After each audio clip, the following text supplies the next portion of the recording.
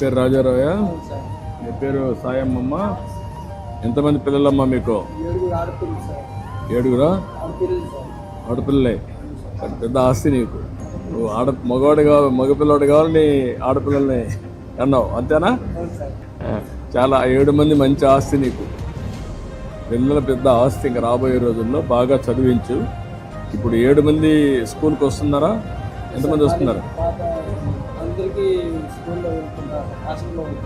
అదే 2 ఉన్నారు. మిగిలిన వాళ్ళు పెద్దవాళ్ళు కాలేజీలో ఉన్నారు. ఇంకా చిన్న పిల్లలు ఉన్నారా?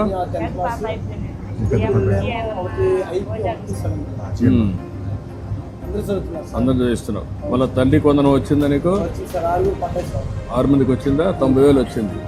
మరి నీకు ఆస్తే కదా పిల్లలు ఇప్పుడు, అవునా కాదా? 6 మంది లేకపోతే నీకు రాదు కదా, డబ్బులు రాదు కదా.